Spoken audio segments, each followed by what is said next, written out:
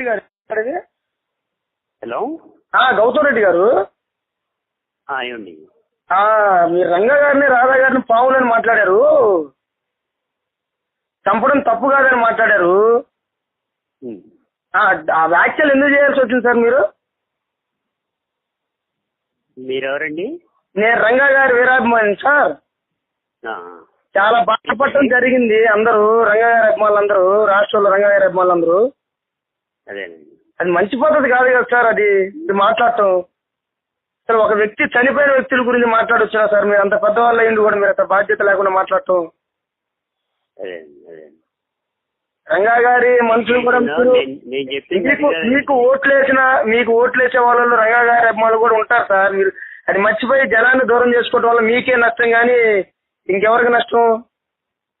రాజకీయాల్లో ఈ కుల వ్యవస్థను పెంచి పోషించి, రౌడీజాన్ని పెంచి పోషించేటువంటి వాళ్ళు నాబోటాడైనా కానీ కూడా చంపటం ఇష్టం, తప్పులేదు అని చెప్పాం. దాంతో పాటుగా ఇవన్నీ కూడా వచ్చినాయండి. సార్ మీతో వంగవీటి నరేంద్ర అని మాట్లాడు. హలో ఏమండి? గౌతమ్ రెడ్డి గారు, నా పేరు వంగవీటి నరేంద్ర అండి. నమస్తే అండి. నమస్తే అండి. నేను విజయవాడ శాతవాహన కాలేజీలో చదువుకున్నా నేను. సో నాకు గౌతమ్ రెడ్డి అంటే కంప్లీట్ గా, అంటే మీ గురించి A to Z అంతా నాకు తెలుసు. అయితే మీకు విషయం నేను ఇందాక అంటే చిన్న ఒక ఫేస్బుక్ లో కూడా ఒక కామెంట్ పెట్టా. మీరు ఎవరైతే మీ చుట్టుపక్కల కాన్స్టిట్యూన్స్ ఉందో చూసారా, ఇప్పుడు ఈ రోకళ్ళపాలెం కానీ, గులాబీ తోట ఇవన్నీ ఉన్నాయి చూసారా, సత్యనారాయణపురం అంతా అక్కడ మీకు ఎవరైతే ఇప్పుడు రేపు ఎమ్మెల్యేగా అన్ని రకాలుగా సపోర్ట్ చేసే అందరూ కూడా నా బంధువర్గమే. అంటే మా తల్లిగారి వైపు. మీరు అక్కడ ఎవరన్నా యాక్టివ్గా ఉన్న వాళ్ళు ఎవరన్నా ఉన్నారు అంటే వాళ్ళు ఎవరో కూడా కాదు, వాళ్ళని అడిగి నా పేరు తెలుసుకోండి చెప్తారు.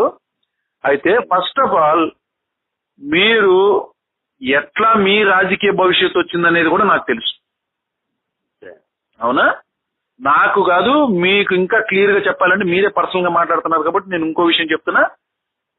కొంచెం దగ్గర జరిగినటువంటి మర్డర్ కి సంబంధించినటువంటి బంధం మీకు ఎట్లా ఉంది, ఏంటిది, చలవశెట్టి బాబు విషయంలో కూడా ఏంటిది మీకున్న లింకులు అవన్నీ కూడా నాకు తెలుసు. కాబట్టి దాదాపు అందరూ అదే దారిలో వెళ్ళినోళ్లే, అంతేగాని మీరు కొత్తగా ఇవాళ white collar, white and white లో అంత క్లియర్ గా కనిపిస్తూ నా పాతది సంబంధించింది ఎవరికి తెలియదు అని అనుకోవటం మాత్రం చాలా తప్పు. అట్లా చెప్పలా, మీరు అట్లా చెప్పలా.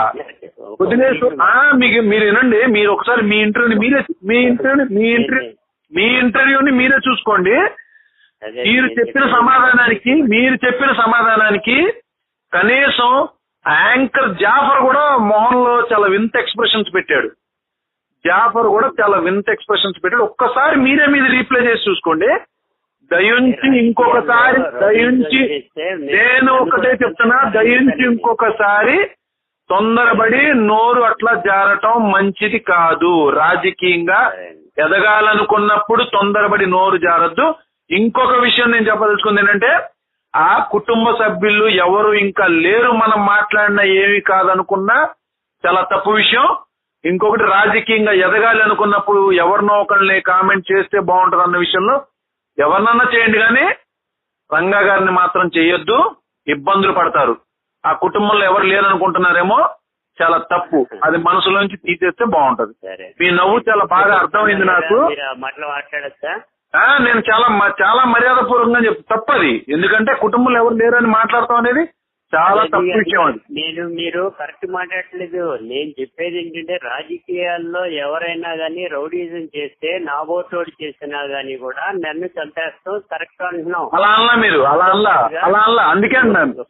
మీరు ఒకసారి మీరు ప్లే చేసి చూసుకోండి. మీరు అదేదో ఒక బిట్ చేశాడు. అది చెప్పేదంటే, నన్ను ఇంటర్వ్యూలో అడిగినటువంటి వాటిల్లో ఇవన్నీ కూడా ఉన్నాయి. నేను చూసిన తర్వాతే మాట్లాడా. చేయడానికి వేస్తే మనం కూడా ఏం చేస్తాం చెప్పండి. అసలు ఒకటి గుర్తుపెట్టుకోండి, నా కాన్సెప్ట్ నేను మీకు ఒకసారి చెప్తున్నా. నా కాన్సెప్ట్, రాజకీయాల్లో ఎవరైనా గానీ రౌడీజం చేసి కుల వ్యవస్థను పెంచి పోషిస్తే నన్ను కూడా చంపినా గానీ బాధపడక్కర్లేదు. అటువంటి పరిస్థితుల్లో నేను చెప్పింది. మీ దానికి సమాధానం నేను చెప్పనా? కుల వ్యవస్థ అసలు ఎక్కడి నుంచి వచ్చింది? ఎన్టీ రామారావు పార్టీ పెట్టిన దగ్గర నుంచి కుల వ్యవస్థ వచ్చింది. నాకు తెలియంది కాదుగా ఆ విషయం. నేను అక్కడే బెజవాడలో పుట్టి పెరిగా కదా. అంత ముందు వరకు కుల విషయం ఎక్కడ ఉంది? ఉంటే రెండే రెండు ఉన్నాయి, అది కాంగ్రెస్ పార్టీ, సిపిఐ. అందరూ దానిలో దీనిలో కలిసి పనిచేసిన వాళ్ళే. మా బాబాయ్ గారు, రాధా గారు దానిలోనే ఉండేవాళ్ళు. దానికి అన్ని రకాలుగా సర్వీస్ చేసిన వాళ్ళు ఉన్నారు. అప్పుడు నడిచినాయి ఆ రెండే రెండు పార్టీలు.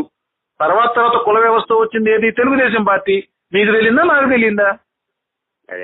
మరి అప్పుడు మా విషయంలో కుల వ్యవస్థ కింద ఎట్లా అంటారు? ఇప్పుడు ఒకళ్ళు మీ గురించి కాదు సార్, అంటే మా గురించి అన్నంతం కాదు, ఇంటర్వ్యూ సాగిన విధానం వేరండి.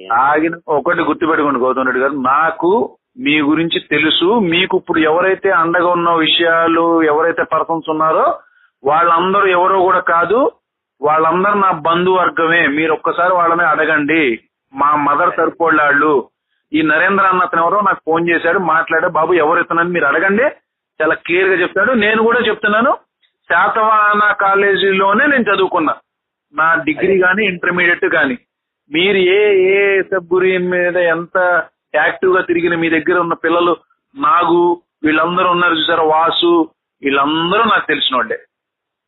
అర్థమైందండి? పేర్లతో సహా చెప్పాను కదా. ఇప్పుడు దీన్ని బట్టన నేను అక్కడ ఎంతగా ఉన్నాను చేసి వాసునే ఏదో ఉంది అతను, పిల్లికల్ల నాగు, వీళ్ళందరూ ఉండేవాళ్ళు కుర్రోళ్ళు. గుర్తుందా మీకు? యాక్టివ్ గా అందరూ. ఇప్పుడు స్టూడెంట్ పరంగా ఉన్నప్పుడు స్టూడెంట్ పరంగా ఉంటది, రాజకీయ పరంగా వచ్చినప్పుడు కొన్ని విషయాలు మెచ్యూర్డ్ గానే మాట్లాడితే బాగుంటది. మీరు అది అన్నందుకే బాధ అయ్యి నన్ను అందరూ ఫోన్ చేస్తేనే నేను మీకు కాల్ చేశా. ఓకేనా? మనం కలుద్దాం సార్ పర్సనల్ గా. ఏమన్నా కనుక కులం మీద కనుక ఏమన్నా తప్పు మాట్లాడితే వెంటనే నేను కౌంటర్ ఇస్తానండి, తప్పనిసరిగా. నేను కూడా దానికి రెడీగా ఉంటాను. ఓకేనా? ఇస్తాను. ఒకవేళ మీరు కూడా సైజ్ చేయండి, కొంచెం ఇలాంటి సైజ్ చేసి దాన్ని కూడా నేను మార్చుకోవాల్సింది కూడా మార్చుకుంటాను. నేను మీకు ఎంత క్లియర్ చెప్తున్నా. మీకు ఇప్పుడు ఎమ్మెల్యే గారు అన్ని రకాలుగా సపోర్ట్ ఇచ్చేది కూడా ఎవరో కూడా నా బంధువర్గం అని చెప్పాను ఎంతో క్లియర్ గా. అంటే మా వాళ్ళకి కులం విషయం లేదనేది కదా అక్కడ క్లారిటీ ఇచ్చాను నేను. అవునా? అందుకనే నేను అది రకంగా వస్తే నేను వెంటనే సరి చేసుకుంటాను. చేయాలి, చేస్తే మనం రాజకీయంగా అన్ని రకాలుగా ఎదుగుతాం మనం. ఓకేనా? సరే అండి, రైట్ అండి. రైట్.